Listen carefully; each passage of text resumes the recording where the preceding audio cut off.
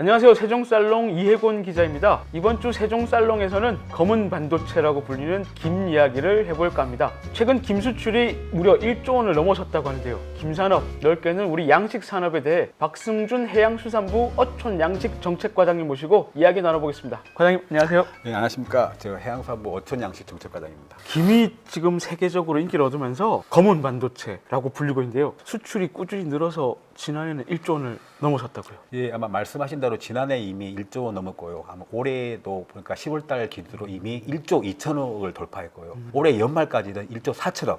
사상 최대인데요. 이제 금액도 금액이지만 또 내용적으로 봤을 때 우리나라 김이 전 세계 시장의 70%를 점유하고 있다. 이 말은 우리나라 김이 전 세계의 먹거리가 되고 있다. 참고로 우리나라 식품 중에서 1조를 돌파한 식품이 라면과 김입니다. 아, 라면과 김. 아, 세계 시장에서 70%가 우리나라 네. 김이다. 와, 정말 대단한 수치 같은데요. 이게 왜 이렇게 인기가 많은 거죠? 그러니까 일단 해외에서 이렇게 인기가 많은 건 여러 가지 요인이 있겠죠. 일단은 처음에는 그 김이 가지는 그 우수한 원료, 그 다음에 이걸 바탕으로 그 가공 기술을 다양화하고, 그다음 마케팅 세 가지 측면인데요. 이제 먼저 마케팅인데 지금 제 옷을 보시면 이게 이제 흰색이고 이게 검은색이죠. 결국 우리는 이 김을 이제 쌀밥에 김을 싸서 먹는 일종의 그 동반 식품입니다.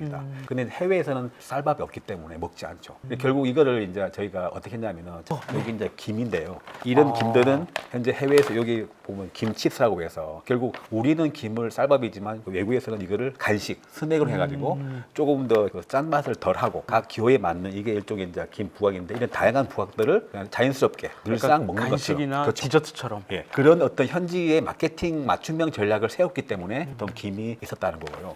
이제 두 번째는 또 서양 사람들이 김이 일종의 씨위드, 그러니까 아까 그렇죠. 바다의 잡초, 그 다음에 이제 블랙페이퍼, 그러니까 별로 김을 관심이 없었고요. 근데 이게 이제 최근에 이제 김이 건강식이란 그런 새로운 기능이 잡혀가지고 김을 가만히 보면 이제 우리가 김이 그 맑은 바다에서 나오는데 맑은 바다 안에 보면은 이 물이 여러 가지 다양한 미네랄을 갖고 있습니다. 그래서 일단 김은 그 미네랄을 먹고 자라기 때문에 우선 김의 효능이 칼륨 같은 경우는 우리가 이제 몸에 혈압을 낮추는 기능이 그래서 우리가 성인병 예방을 하고 있고 칼슘은 또 뼈를 골다공증 예방이기 때문에 또 우리 여성분들의 골다공증 치료 그리고 이제 그 비타민 같은 경우에도 우리가 보통 여러 가지 이제 그런 그 다이어트가 있고 그 다양한 그런 것들이 이제 인식이 되면서 거기다가 플러스 알파로 우리 K 컬처 K-팝 그런 것들 문화가 가미가 되면서 더욱더 인기가 많았다. 그리고 또 마지막으로 또 한 가지는 이제 어떤 김의 그런 기술. 현재 아까 이런 것들이 김이 다양한 형태로 우리 가공되고 있고 특히 작년에 우리 이제 미국에서 냉동 김밥이 있었죠. 아, 네, 그렇죠. 결국 냉동 김밥의 김밥용 김이 두께가 문제인데 현재 지금 우리나라를 포함해서 현재 김밥용 김을 만드는 나라가 한중일 삼국지인데 중국과 일본은 김을 두께가 두껍고 저희는 김을 두껍게. 얇다. 결국 그 얇은 기술은 우리나라밖에 없기 때문에 그런 어떤 훌륭한 가공 기술 때문에 이 세 가지 요인 때문에 좀 김이 세계에서 인지도 높다. 그러면 이제 이렇게 세계 많은 곳에서 우리나라의 김을 원하고 있는데 네. 실제로는 이게 김 수급이 좀 부족하다고 그래서 뭐 올해 국내에서도 좀 가격이 많이 오르기도 하고 네. 이게 물량이 많이 부족한 상황인가요? 그러니까 말씀하신 대로 올 좀 상반기 때 많이 그런 현상이 있었죠. 그래서 우리가 이제 신문 기사에 보면 김밥 천국의 김밥이 금값이다. 실은 제가 뭐 이제는 말할 수 있다는데 통상 우리가 김밥 천국의 김이 같은 경우에 김밥 중에서 김이 차지하는 비중이 혹시 얼마 되는지 아십니까?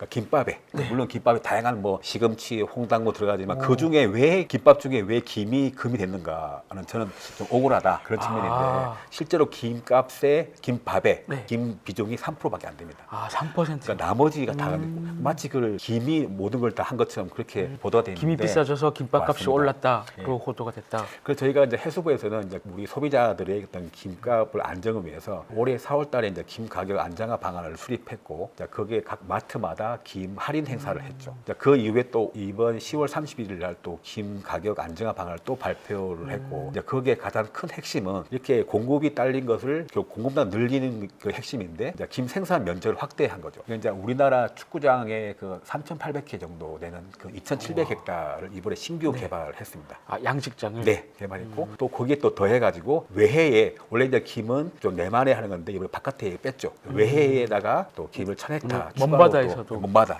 그렇게 했고 그다음에 플러스 더 육상에서 또 김을 할 수 있는 그거를 저희가 지금 추진하려고 하고 있습니다. 육상에서도 땅에서도 김을 양식을 한다고 하셨는데 그게 가능한가요? 어떻게 되는 거죠? 김을 바다에서 키우지 않고 육상의 어떤 수조를 만들어서 그 그 수조에서 수조를 만들어서. 수조에서 이 바다와 유사한 환경을 만들어 줘가지고 거기서 이제 생산한다는 건데 이게 저희가 지금 이제 갈 길이 멉니다. 일단 그래서 이거를 이제 R&D를 할 건데 이미 지금 민간 회사에서는 지금 그걸 이미 지금 하는 데가 있고요. 예를 들어서 뭐 CJ, 풀무원, 대상 같은 데 하고 있는데 그게 이제 기업만 하기에 너무 좀 초기 비용이 커서 우리 정부랑 같이 이번에 하려고 이제 우리가 R&D를 약 5년간 350억을 투자하는 그런 그 예산을 이번에 반영을 해서 이제 내년부터 할 겁니다.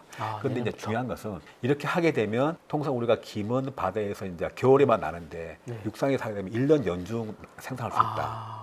그런 거고 그게 이제 장점이고 또 하나가 우리가 보통 김은 이제 바다에서 약간 좀 극한 직업 맨날 밤늦게 새벽에 하는데 그렇게 하게 되면 육상에서 약간 좀 자동화도 할 수 있고 무인 약간 좀 기계화도 할 수 있다는 겁니다. 그런데 이거를 막상 R&D를 하려는 이유가 실제 이렇게 하다 보면 이제 그 과연 초기 업인들이 하기에 초기 비용도 크고 그렇죠. 또 경제성 많이 들어갈 그런 수 것들을 있죠. 우리가 R&D 통해서 어떻게 할 건가를 좀 우리가 계획을 세워가지고 지금 추진하려고 하고 있습니다. 이게 사실 김하면 어떤 양식의 대표 품목으로 저희가 알고 있긴 한데 이제 김 말고 다른 양식도 꽤 많이 있죠. 우리나라에서 하는 양식들이 좀 주로 어떤 게 좀 대표적이라고 할 수 있을까요? 혹시 사회자님은 우리나라에 지금 양식 품종이 몇 개 생각하십니까? 몇 가지 생각은 나는데 대표적이다라고 하는 80가지가 돼요. 80가지. 그 중에서 양식 품종은 보통 우리가 뭐죠? 제철에 먹는다. 제철. 그렇죠. 그러니까 이 제철 수산물을 하면 보통 지금철에는 우리가 굴, 그렇죠. 지금 먹고, 굴철이죠. 그다음에 우리가 여름 때는 우리가 뭐 초복, 중복, 말복 때는 전복.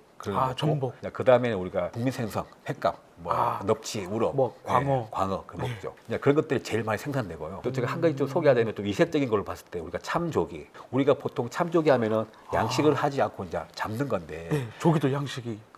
지금 거의다가 지금 와 있고 지금 마지막 지금 실증 단계에 와 있습니다. 그래서 우리가 이 참조기를 좀 싼 값에 먹을 수 있도록 드실 수 있도록 저희가 준비를 하고 있고 또 우리가 보면은 그 해마라고 해마라고 약간 좀 이렇게 애니메이션이나 이런 데 많이 나오는 그런 저희가 캐릭터. 이제 그걸 관상용이나 약용으로 하기 위해서 그것도 지금 양식을 하고 있습니다. 해마는 진짜 쉽게 보기 힘든 맞습니다. 어종인데 그렇죠. 근데 사실 이게 요즘 양식이 힘든 게 요즘 이제 이상기후, 기후위기 이야기 많이 나오는데 해수온이 올라간다거나 해서 또 양식도 많이 또 힘들어 하신다. 그런 이야기들도 있거든요. 뭐 거기에 대한 대책들도 좀 있을까요? 특히 이제 올해 여름이 엄청 더웠죠. 그렇죠. 더웠는데 또 바닷물도 더웠고 또 바닷물에 사는 고기도 더웠고 결국 이제 고소한 피해가 이번에 심각했는데 근데 문제는 이런 피해가 앞으로 또 계속 있을 것 같다. 그래서 이제 저희 해수부에서는 그 올해 이제 9월 달부터 일종의 그 TF를 만들어서 이제 장기적으로 우리 수산 양식 분야 기후 변화 대책을 지금 만들 중이고 맛배기로 말씀드리면 보통 우리가 양식은 그 붙박이라고 해서 한 차례에서 계속 양식을 합니다. 근데 양식을 하다 보니까 매번 거기에 이제 상습적으로 재해가 발생하고 그래서 근데 현재 우리가 양식 면허가 일종의 기초 시장 군수 기초 지자체장이 면허를 하기 때문에 그걸 어디로 옮길 수가 없습니다. 키우다가 뭐 폐사하면 딴 데 가야 되는데 그런 것들을 앞으로 이 기초를 광역 면허제로 해가지고 그걸 좀 더 좀 나은 곳으로 옮길 수 있는 그러니까 기초 면허를 광역 면허로 좀 해서 광역 단위로 이 어떤 양식장 적지를 옮기는 방안 있고 또 하나가 이제 고수온에 견디는 어종. 그러니까 예를 들어서 우리가 이제 그 바리류라고 보통 제주에 가시면 낚시할 때 제일 선호하시는 그 어종이 다금바리. 그게 원래는 이제 적도에 사는 물고기인데 쉽게 말하면 그 더운데 사는 물고기 우리나라에 좀 해서 하겠다는 건데 쉽게 말하면 더운 지방에 있는 수컷을 들여와서 우리나라 암컷가스로 교배를 해가지고 일종의 그 선발 육종을 만드는 것도 지금 하고 있고요. 과장님 이제 조금 다른 질문인데요. 왜 저희 나라에서 참치도 양식을 하는데 최근에 BTS 유명한 BTS의 진이 제대를 하면서 슈퍼 참치라는 노래를 다시 냈더라고요. 근데 그 노래가 해수부랑 엄청 연관이 많은 노래라고 알고 있거든요. 좀 소개 좀. 제가 2019년도 9월 달에 이제 중국 주한 중국 대사관에 한 3년간 근무했었습니다. 이제 9월 달에 갔는데 3개월 후에 12월 달에 우리가 잘 아는 코로나가 그렇게 하다 보니까 한중 간의 여러 가지 그 어떤 무역이 좀 많이 힘들어졌고 근데 급기야는 우리나라 수산물이 중국으로 들어왔을 때 코로나 검사 때문에 계속 그 문제가 돼가지고 수출이 막히는 때였어요. 그래서 이제 결국 이제 저는 그러면 왜 우리 수산물이 왜 막힐까? 제가 또 고민하다가 그러면은 그 중에 또 우리 그 참다랑과 우리 참치가 또 들어온 경우가 있는데 그게 또 빠꾸되는 경우가 많아가지고 그래? 그럼 내가 한번 해보자. 이 한 번 던져보자 해가지고 제가 실제로 제가 좀 몸이 유연한지 안 하는지 한번 테스트해보고 싶다. 그래가지고 이제 우리나라 이 그 양식업 특히 참다랑과 양식업계에 그런 힘을 주기 위해서 제가 직접 참여하기 위해서 1박 2일 동안 콘티도 만들고 또 춤을 직접 개발을 하신 거죠. 예, 그렇죠. 그렇게 아, 그게 중국에서 엄청 인기를 대박 났죠, 대박. 아. 그래서 이제 조회수가 아주 800만이죠. 다들 아니 공무원이 설마 했을까? 아. 저 했죠. 그 중국 웨이보에 보시면 원본이 있고 그거를 또 BTS 아미라고 하죠. 아미 찐팬들이 그걸 조금 퍼와가지고 지금 우리 한국 유튜버에다가 네. 또 소개했기 때문에 그걸 보시려면 그 제목 이름이 주중대사관 참치 챌린지라고 치면 바로 제가 검색을 나옵니다. 하면 예. 과장님이 직접 네, 예. 만든 춤을 그러니까 추시는 800만 게 유튜버를 직접 만나볼 수 있다는 거. 아, 알겠습니다. 예. 어쨌든 오늘 나와주셔서 너무 감사드리고요. 우리 수산물 정말 뭐 양식을 포함해서 네. 정말 잘 됐으면 좋겠습니다. 김수출도 네. 지금도 대박이지만 앞으로 더 대박이 났으면 좋겠고요. 과장님 오늘 나와주셔서 너무 감사합니다. 감사합니다.